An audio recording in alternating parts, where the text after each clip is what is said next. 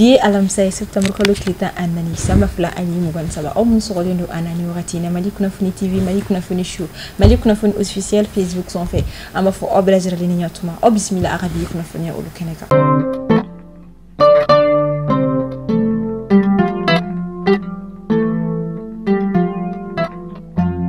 bi Kunafoni damnela Mali kulu marfatigi koro olu koni ayira kafoko olu be kelani Mali jamanai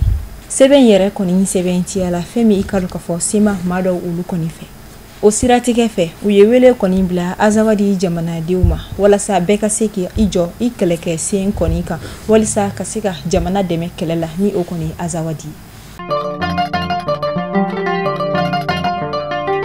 kasangani temeni septembre kalo klita ani kelin samba fla ani mugan saba anga jamana ministry minyashine do anga kala koma ni o docteur Amadou Sisavare ale koni bank mondial koni ka chidin kolo do koni bisimla munu koni nyamnele kundo madame Clara de Souza fe ni ale koni bank mondial ko représentante Afrique de l'Ouest koni koni ni o fera final club enfin uga la siki koni konna la hukumara fencha ba kan kosobe anga kala ko bina kuka wala siki koni kuma ke do wore wala saka seka kuma anga jamana kala ko ka kaseka yere machama do baro ke tugola mi koni mina financer femi ka do ka fo bank mondial fe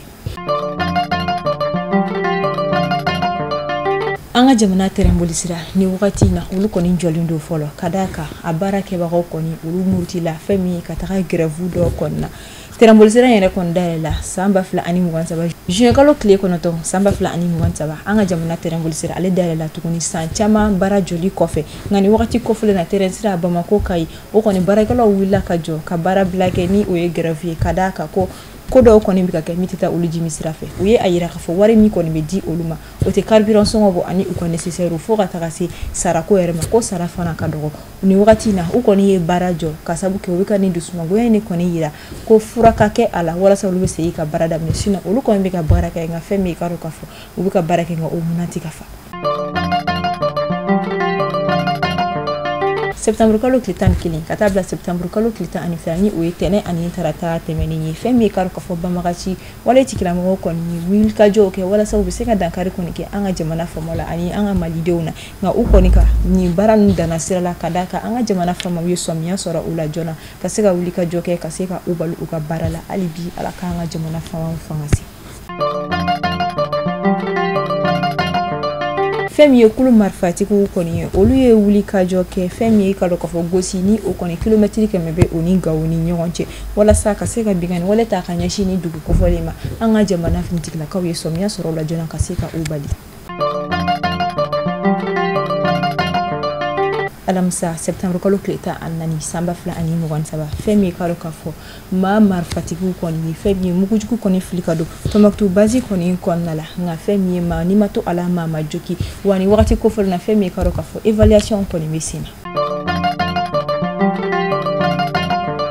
kurantike ale koni kelente mashi nigilay Bamako konnala Bamako commune do bino kurantike koni kelimi feyimi koni ti olu torot kuni kadaka abeke fo ati nyini ka ba o koni mi ka dekun chamala si mogo chama ina fo entreprise munu koni me barake ni kuronye fo kata si kera yin chakeda weroma munu ni groupe électrogène koni sani c'était oluye wa o kofe ni atagalaje akon kemeka kasara chamala si mogo chama makadaka mado koni ti se ka futeni ku makoroba obula fo kata se farigamba to weroma nga anga jamana famo koni ayira ko kata septembre kolo klebi saba natala samba fla ani mugan saba ko jamana kurantike koni ko obina nyongiri kadaka ko bara munu mesina wala saka seka fusiri ni dana nga bara o mabafolo nga koni ala sona febni ka beni septembre kolo klebi saba nate o konu bebe na sibisinga ola kurantike koni damina sigi ala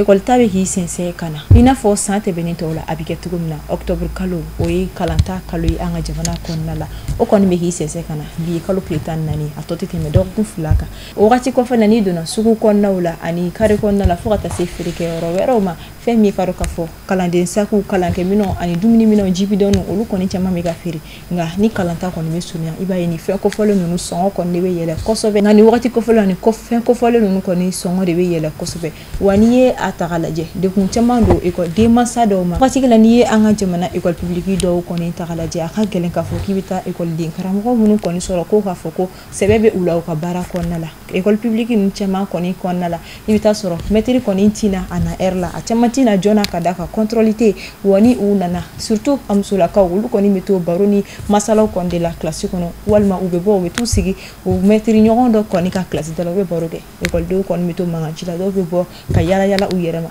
ni koni école publique kalandien koni naje ka privé koni kalandien naje bita soro au niveau tikele kata soro be classique lina o te dowere kada kan kalami yoro do atme doka o de sin fe iba soro de masache mabino privé sarali manoko uma nga ubu ujilaja ka se ku de umbla ka ke se ka kana nyana masoro ubu korolon ka ubla kata école publique la ola hulele da ko kata école metru mamunu ko me gouvernement ka école soni o école publique na ko ma ko école suba o ka ujilaja o ka walde on kala ni sebe kadaka ubika bara mi fana ke akanga fudinga uku ujilaja o ka de nunu kala kadaka o wili kana ya jamana sini esiki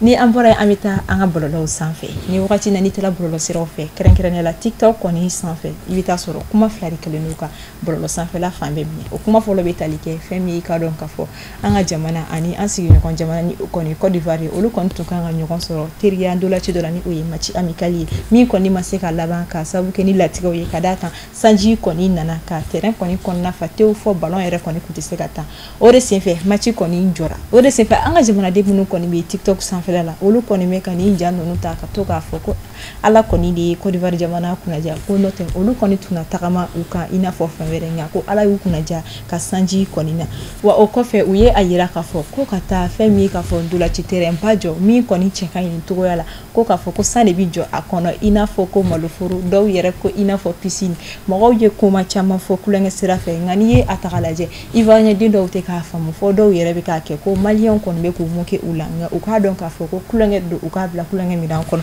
mi sin fe boko tigini ndoni ale koni ivarien ni ale kashira kosobe ko malion koni be ko muke alela ngani ye atakalaje anga jamana don koni be kulenge de la ufe note ni ye alaje ni me ke jamana koni chama terrain kona la ni san na kabunya jibe do ado ko jibe jo ado koni kona la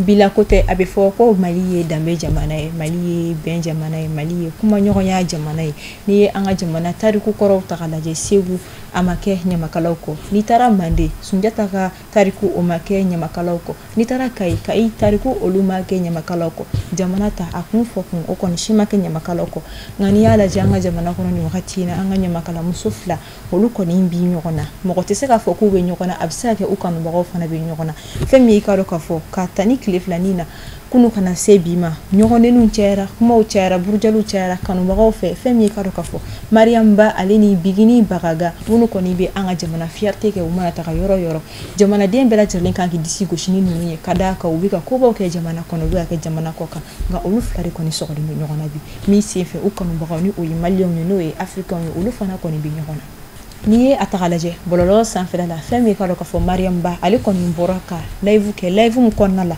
akumara kosobe ay kuma chama fofo ayanyini ni bigini bagaga ko ukoni ga nyokonta fasa fasila bigini koni maboka jablike ola nga akanu mako boraka kuma chama fo amesika fo ko ila jugu ya baga kanu baga de dowa de me baga ne dowa wal mamunu mafoko lu yefani ulu wal majatiki munu be uson ode dowa kon ko fe bigini bagaga le boraka video konike ni koni konna la abi anyina akanu mako fe ko ukana fenfo uka u matu femi ka do kafo siram mesa ke sabe kale de me kale ele sa fe halibi ko o baraw konike amba fo ni fa flabe mogoma ni fa fe kera fe anga jumna de to bi fo ni bela jiralen ko fe vie privée de bebela ni o yika famille kunga ko wi olu ni ka vie artistique te nyonya sirala femi ka do kafo kanu bawo yi uku nyachi femi ka do kafo uka don dola ko ni ka vie privée ko uku ka don li duma la me uku ni sojani o yi uku sewani o yi o de nyokote ode sefe amunu me fe akacha ke da kala ko do aka jago fe on kala ko do obse ka so ko malik na funi direction commerciale la ko fe amunu me fe aka fulu ka ki anga kuna funi on la bana obse ka wule ke ngeti usarani o 94 42 23 82 di kono to anani binan anifla mo wan saba bi sheki anifla o wati de la sa ame fulu ko ni ti fe mi ka do ka fo Abdou Traoré mani ali sigi robe no masaka mama robe anga jamana mali ani Senegal frontière o ni yonche o ko fe burama damili ali sigi robe no libima amanga tungara ko bra jara fo maibe boki bita fengina ikiwari ya wara bese kana so ubela jarale tara fengini ala ka noya anu ubela jarale ala ka ani ulakana au kan beshini ni ala wirani aula